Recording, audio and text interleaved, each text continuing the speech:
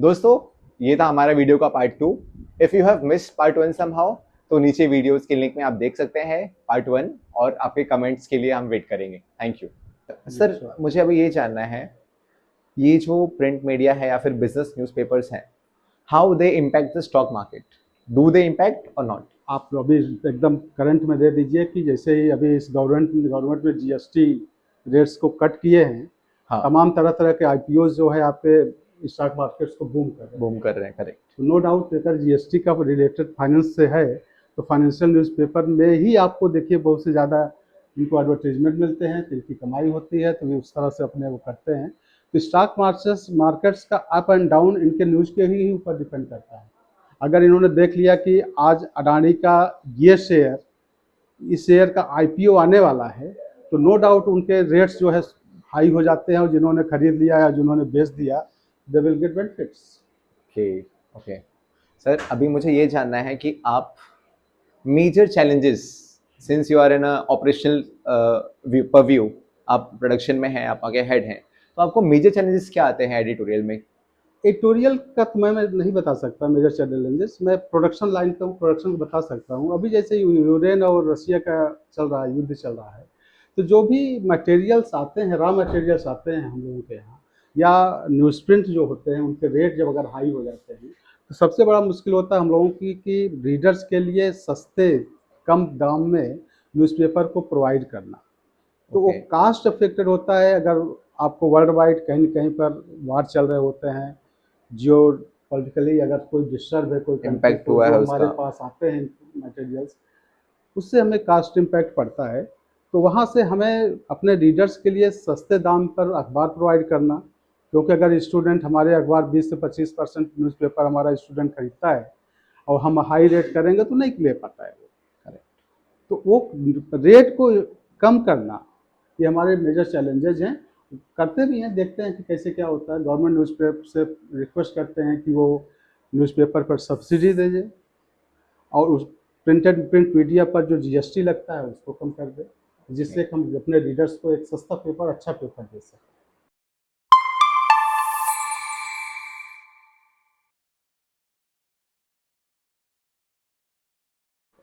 Sir, अभी आपने price का जिक्र किया और एडिटोरियल पार्ट का जिक्र किया, तो मेरे मन में एक और सवाल है। श्योर, बहुत बिल्कुल। बार एक इम्पैक्ट ऐसा होता रहेगा कि एक चीज़ न्यूज़ फाइनलाइज हुई है, आपको प्रिंटिंग के लिए आ गया है, आपने जैसे मुझे बताया पहले स्टेज पे कि पीडीएफ रेडी हो गया है, आपने वो इनिशिएट कर दिया है, and then somehow you get a message from your seniors, आपके सीएमओ से या सीडीएमओ से ऐसा मैसेज आ रहा है कि अब वो आपको ब्लॉक करना है या रोकना है। श्योर, बिल्कुल तो करना ऐसे है। बहुत बार केसेस होते हैं, तो या वो बिल्कुल कैसा रहता होते है? हैं। प्लीज जैसे एक्सप्लेन मिस्टर करेंगे? मनमोहन सिंह जब की डेथ हुई थी, फाइनेंस मिनिस्टर रहे पहले, हाँ, और प्राइम मिनिस्टर तो रहे ही रहे अपना। करेक्ट। लेकिन सबसे बड़ी चीज़, हमारे फाइनेंशियल पेपर के लिए कोई फाइनेंस मिनिस्टर भी रह चुके थे, उनकी जब डेथ हुई तो हम लोगों ने अपने पेपर को उनके ऑनर में, उनकी न्यूज़ को प्रिंट करने में, सारे पेपर को रोक दिया था।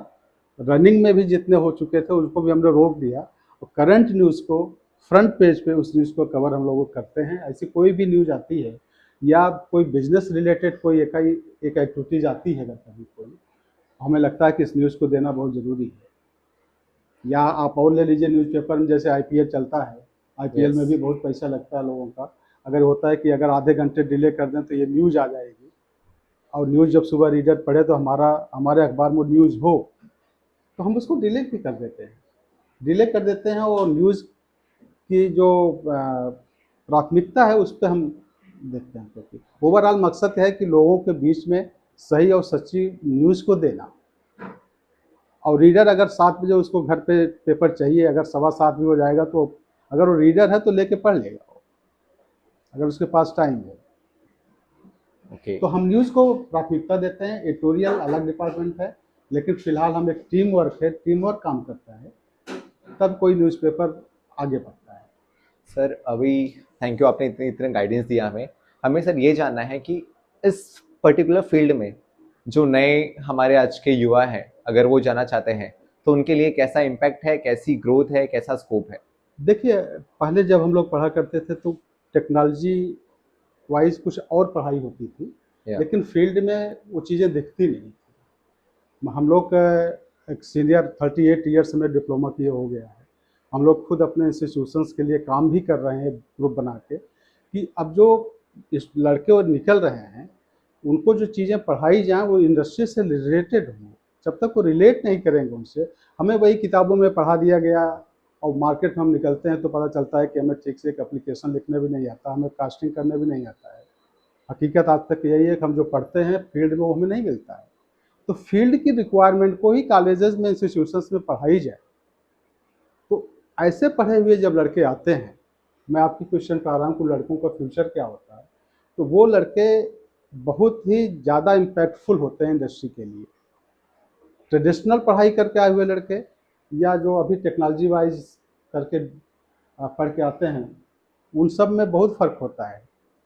वो लड़के आते हैं पढ़ करके, और एक जो ट्रेडिशन वाले होते हैं, मार्केट में दोनों जब मर्ज हो जाते हैं तो जो शार्प ब्रेन है, वो टेक्नोलॉजी जिन्होंने अडॉप्ट कर लिया, जो उस इंस्टीट्यूशन से पढ़ के निकले हैं, वो हमारे लिए ज़्यादा बेनिफिट होते हैं, इंडस्ट्री के लिए ज़्यादा बेनिफिशियल होते हैं। और इंडस्ट्री तो सबको लेने के लिए तैयार रहती है, लेकिन सर्वाइवल ऑफ द फिटेस्ट, जो सर्वाइव कर पाता है वही आगे जाता है। एक कंपनी में 4 एमडी आप नहीं रख सकते, 4 सीईओ आप नहीं रख सकते हैं, लेकिन होगा तो इन्हीं में से होगा हमारे प्रिंट इंडस्ट्री का अगर है तो कोई ना कोई एक तो होगा। लेकिन अगर आप 75 की बैच निकल रही तो सारे 75 नहीं हो सकते हो। डिपेंड करता है कि आप में टैलेंट कितना है या आप में रिस्क लेने की क्षमता कितनी है, आप कितना आगे जा सकते हो। सर अभी मेरे मन में एक और सवाल है, एक्यूरेसी ऑफ द न्यूज़। आजकल न्यूज़ मार्केट पे बहुत लोग ट्रस्ट करना कम कर दिए हैं। श्योर। बेसिकली जो नई जनरेशन है वो प्रेफर नहीं करती है न्यूज़ देखना या न्यूज़ सुनना या पढ़ना। उन्हें अलग अलग पेजेस से, सोशल मीडिया से, अलग अलग सोर्सेज से न्यूज़ पता चलती है। सो मुझे जानना है कि एक्यूरेसी जो हम कोई भी बेसिकली हम न्यूज़पेपर पढ़ रहे हैं उसमें कैसे चेक की जाती है बिफोर प्रिंटिंग, एंड वो कैसे इम्पैक्ट करती है आपका रीडिंग या फिर जो व्यूवर्स का नंबर्स है। एक्चुअली ये एक माइंड सेट हो जाता है कि हमें, अगर हम ये न्यूज़पेपर शुरू से हम पढ़ रहे हैं, हम इस पेपर को पढ़ेंगे तो हमें सही खबरें मिल जाएंगी, हम इस पर विश्वास कर सकते हैं। ये सब खबरें तो फालतू लिखते हैं, फालतू छापते हैं। ये मैन टू मैन वैरी भी करता है। अगर हम कोई पार्टी बीजेपी माइंडेड या कांग्रेस माइंडेड या एक्स माइंडेड कोई किसी पार्टी का हमारे ऊपर इम्पैक्ट है, तो हम पढ़ते समय हम ध्यान देते हैं यार ये तो उसके अगेंस्ट लिखा हुआ है, ये सही पेपर नहीं है। करेक्ट। हम न्यूज़ की खबरों के तह तक कैसे जाएं कि सही क्या है वो, इसके लिए हमें विश्वास करना पड़ेगा कि ये पेपर, इनके जो संवाददाता हैं, इनके जो पत्रकार फील्ड में पहुंचे हुए हैं, वो कितने एक्यूरेट हैं, राइट। और चूंकि सारे न्यूज़पेपर कहीं न कहीं से फाइनेंस किए जाते हैं, उनको पेड किए जाते हैं, जैसे बहुत से न्यूज़ चैनल हैं। मैं न्यूज़ की अगर आपने बात की, न्यूज़पेपर की प्रिंट की नहीं, न्यूज़ की अगर बात की, तो बहुत से ऐसे चैनल हैं जो फॉरेन पैसे द्वारा रन किए जाते हैं। ये ऐसे लोग जो होते हैं, बाहर से पैसा आता है और उनसे कहा जाता है कि आप ऐसे-ऐसे खबरें बनाइए, करिए, और उनकी भी अपनी एक लॉबी है जो उनको प्रेफ़र करती है, पसंद करती है, लेकिन मैक्सिमम जनता उनको नेगलेक्ट करती, छोड़ देती है, उनकी न्यूज़ को करेक्ट। नहीं पढ़ती। ये डिपेंड करता है कि हम कैसी न्यूज़ चाहते हैं, हमारी कैसी पत्रकारिता हो। और कहीं न कहीं एक बहुत हेयर लाइन का डिफ़रेंस होता है कि ये सही और गलत के बीच में, न्यूज़ के बीच में। Fair sir. वो हमें जज करना पड़ता है कि कौन-सा सही है, कौन-सा गलत है। एक लड़की का रेप होता है, रेप का केस लगता है, केस सही है या गलत है, ये निर्णय एक हाई कोर्ट या सुप्रीम कोर्ट लेने में सालों लगा देता है। लेकिन एक रीडर जो पढ़ता है, उसके दिमाग में जो इम्प्रिंट पड़ता है, वो पढ़ते ही बन जाता है कि क्या लड़की सही है गलत क्या था गलत या है। लड़का गलत है या केस गलत है, करेक्ट सर। राइट। तो एक ट्रस्ट और उसकी बात होती है कि हम कैसा देख रहे हैं और न्यूज़ में कौन से पेपर हम पढ़ रहे हैं, डिपेंड करता है। सर अब मैं एक फाइनेंस का क्वेश्चन पूछना चाहूँगा आपको। यूजुअली न्यूज़पेपर्स को ज़्यादा प्रॉफिट किससे होता है, न्यूज़ से एंड उसके number of ceilings of copies से, या फिर जो एड्स उसमें हम यस, मैं फाइनेंस हो रहा है वो सब ऑनेस्टली से? अगर बताऊं तो मैं चूँकि प्रोडक्शन से रिलेट करता हूं, मेरी एक बिजनेस स्टैंडर्ड की बात, एक एग्जांपल ले लेते हैं।